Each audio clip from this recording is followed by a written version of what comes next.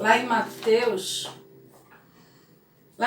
6, do 25 ao 34, né, um texto conhecido que diz o seguinte: por isso eu vos digo, não andeis ansiosos por vossa vida, quanto que a vez de comer ou beber, nem pelo vosso corpo, quanto a vez de vestir, nem a vida é mais que o alimento, e o corpo mais do que a veste.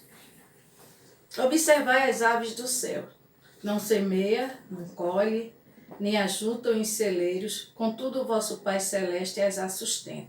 Porventura não valeis mais, muito mais do que as aves do céu? Qual de vós, por ansioso que estejas, pode acrescentar um côvado ao curso da sua vida?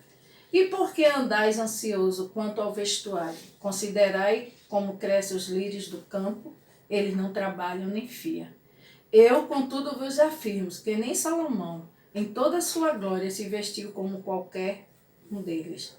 Ora, se Deus veste assim a erva do campo, que hoje existe e amanhã é lançada no forno, quanto mais a vós outros homens de pequena fé. Portanto, não vos inquieteis dizendo, que comeremos, que beberemos, ou com que nos vestiremos? Porque os gentios é que procura todas estas coisas, pois o vosso Pai Celeste sabe que a necessita de todas elas. Buscai, pois, em primeiro lugar o seu reino e a sua justiça, e todas essas coisas vos serão acrescentadas. A vida é cheia de grandes surpresas, né? De grandes desafios, né? Na nossa vida a gente tem os altos e baixos, tá? E é uma vida de estresse, de muita doença, de muita pressão, de muita depressão, como a gente está vendo agora, né? Mas de muitas epidemias, né? Hoje temos a epidemia da depressão, né? Hoje é uma epidemia, e que está matando também muita gente, né? Às vezes a gente pensa que epidemia é só essa doença que está aí, não. A depressão também tem matado muita gente. Tem sido uma doença, tem sido uma epidemia que muitos dos nossos governantes não têm falado. Muita gente tem morrido com muito estresse, com muita coisa para resolver e não consegue, né? Mas Jesus deu umas dicas, né? E nesse texto ele fala disso, né? Não andeis ansiosos por coisa alguma, né? Obedecer o mandamento de Jesus, não se preocupar, né? O problema, nós nos preocupamos muito com o dia de amanhã. E aqui em Mateus ele fala que nós não devemos andar ansiosos. Mas quanto mais a gente fala de ansiedade, mais nós somos ansiosos. Na realidade, nós não nos preocupamos em obedecer à vontade de Deus, né? E quando a palavra de Deus fala que a gente não deve se preocupar, a gente deve estar tranquilo. Entender que a vida não se reduz apenas às coisas materiais. Se corre muito atrás das coisas materiais, né? E não ver a providência do Pai, né? Ter fé na providência do Pai Celestial, que Ele cuida da gente.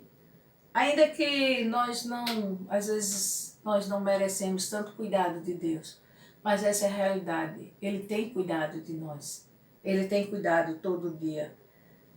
Reconhecer que essas preocupações nossas, às vezes é inútil. Porque é o Senhor que cuida da minha vida e da tua. A gente precisa fazer o que está se pedindo, mas precisa ter a fé, que é Deus que cuida das nossas vidas. Considerar que Deus sabe todas as nossas necessidades, né? Que Deus, no próprio versículo, ele diz, olha, vocês não devem ser igual aos gentios, porque Deus, ele tem cuidado do seu povo. Ele tem velado pela vida do seu povo. E às vezes a gente passa a vida toda procurando o que vestir, o que beber, como fazer as coisas, e esquece que quem cuida das nossas vidas é o Senhor, né? A gente precisa também considerar, né, que o Pai Celestial sabe todas as nossas necessidades, né? e Ele nos conhece muito bem nessas necessidades, tá? Uma das coisas também que esse texto fala é que a gente precisa dar primazia ao reino de Deus, porque o Senhor suprirá todas as nossas necessidades. Ter a esperança, né?